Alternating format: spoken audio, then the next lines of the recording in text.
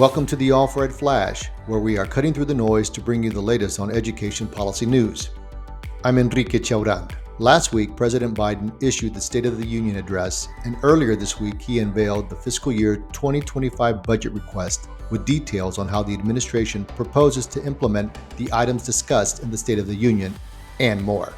In the State of the Union address, President Biden outlined a comprehensive education agenda.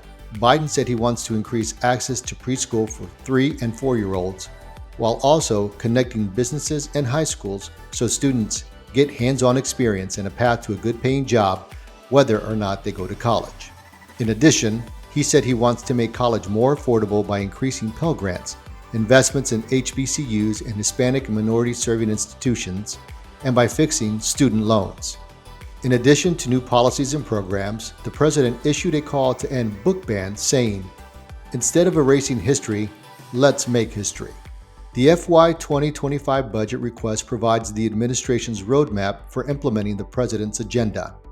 The budget request is issued each year and outlines how much funding the administration is asking Congress to provide for each federal program. Ultimately, Congress decides how much money each program will receive.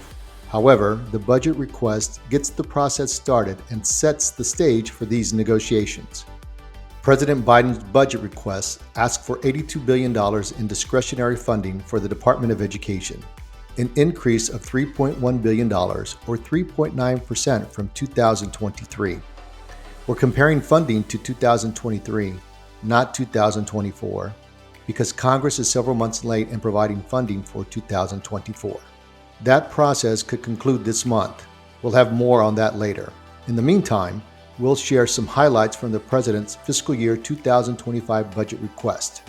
For Title I, the federal government's largest program supporting children from low-income families, the administration is asking for a $200 million increase, which would bring Title I to $18.6 billion.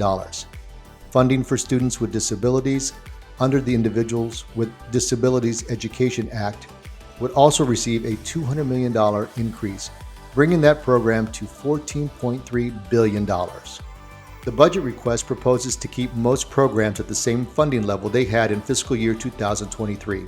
For example, funding for professional learning under the Title II of the Every Student Succeeds Act, or ESSA, is proposed to receive $2.1 billion, and after-school programs funding through the 21st Century Community Learning Centers program and would receive $1.3 billion.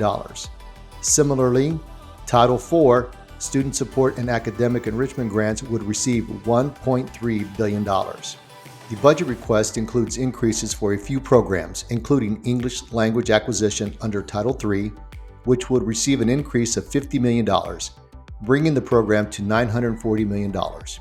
Full-service community schools would also receive an increase of $50 million, bringing that program to $200 million. One of All for Ed's top priorities is creating greater alignment between high school, higher education, and the workforce. We're pleased to see President Biden propose $57 million for the Career Connected High School program, more than double the amount it received in 2023. In addition, President Biden is proposing a new $7 billion Classroom to Career program that would expand access to dual enrollment. States would receive matching funds to offer at least 12 career-connected dual credits to high school students for free. Another major proposal in the budget request is for academic acceleration and achievement grants. This new $8 billion program is intended to continue the administration's efforts to support academic recovery from the pandemic. Funding would be used by schools identified for support under ESSA and the other low-income schools to increase student attendance and engagement, provide high-dosage tutoring, and expanding summer, extended, and after-school learning opportunities. Finally, the budget request would make college more affordable for 7.2 million students by increasing the maximum Pell Grant by $750 to $8,145. It's important to remember that these are all proposals from the Biden administration. Ultimately, the President and Congress will negotiate a final spending package for fiscal year 2025, a process that isn't likely to conclude until after the 2024 election. Thank you for listening to the All for Ed Flash. Be sure to follow us on your favorite podcast service and social media. You can find us on Linktree at All for Ed.